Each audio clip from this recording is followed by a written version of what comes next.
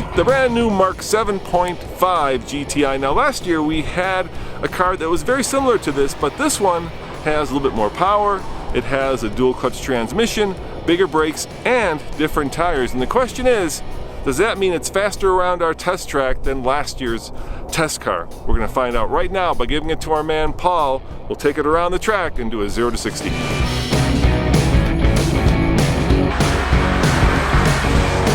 Under the hood of the GTI is a 2-liter turbo that puts out 220 horsepower and 258 pound-foot of torque to the front wheels, of course. It'll spin those all day long. Now the GTI that we tested last year had 10 horsepower less, and it went from 0 to 60 in 7.19 seconds. Will this one be faster? Let's find out.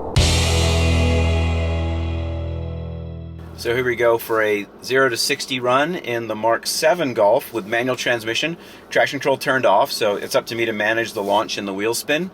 And this thing does like to spin the tires, so I'm gonna have to be a little bit careful with it here.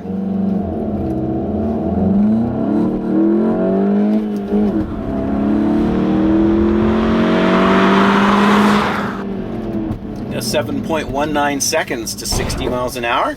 So that's pretty good. It's about what we'd expect with a vehicle like this. All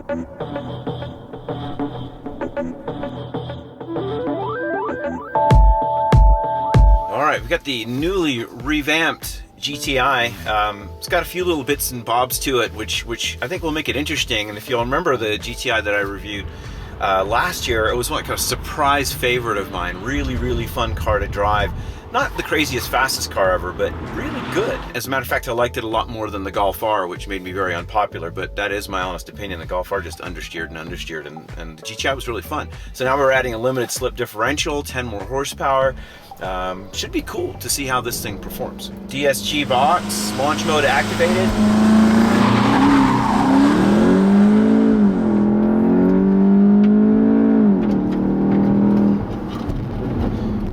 6.57 seconds 0 to 60 run.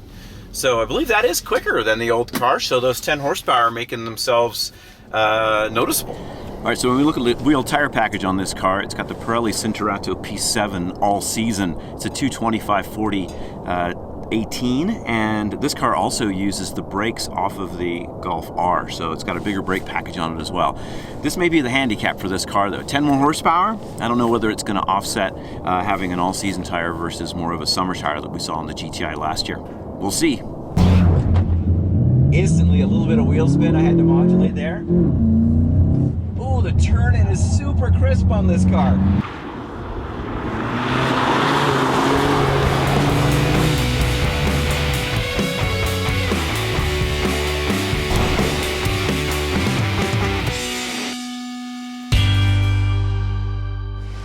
So the time to beat is 107.26. Let's see if the automatic with more power and bigger brakes can do it. You ready, Paul? All right, here we go in the new Volkswagen GTI.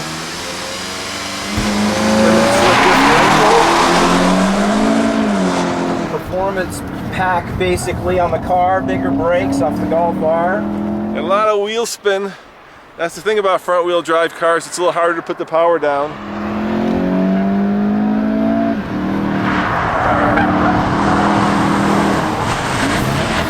Of course, the GTI is the original hot hatch. This is the 7th generation. And unfortunately, a lot of understeer, which the original GTI did not have, which is what made it fun. But this thing is just understeering like crazy.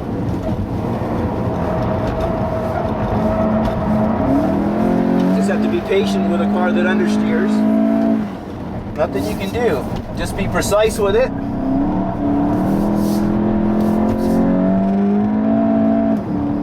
I feel the inside tire spinning as well, which is a bit odd considering that it's supposed to have a limited slip.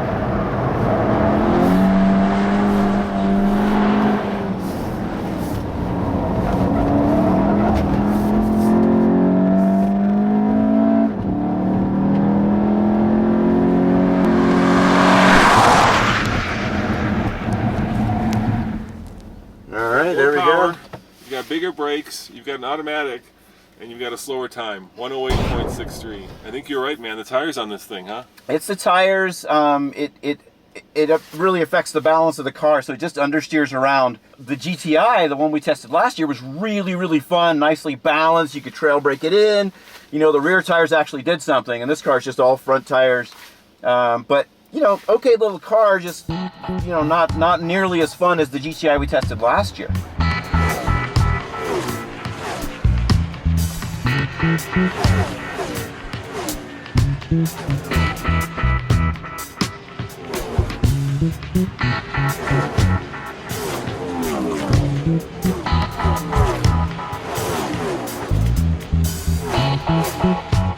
Paul, that was really interesting. Faster to 60, but a lot slower around the track.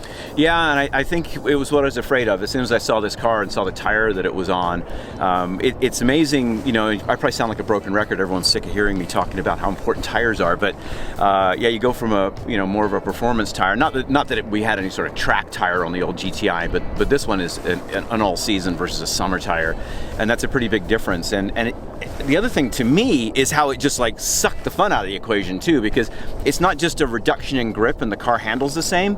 It took a really nice nimble car that you could trail brake, rotate in, and was really well balanced, and turned it into a slow understeering car around the track. So it not only slowed it down, but it took away the balance that the GTI had last year.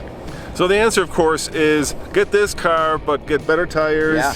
and, you know, a manual. Yeah, do the manual. The DSGs, it takes all the fun out of it. It really does. As always, this is Roman And this is Paul. saying thanks for watching. Remember, check out tflcar.com for more news, views, and of course, hot or not reviews. So are you saying it's not hot? Not this one. All right. Yeah.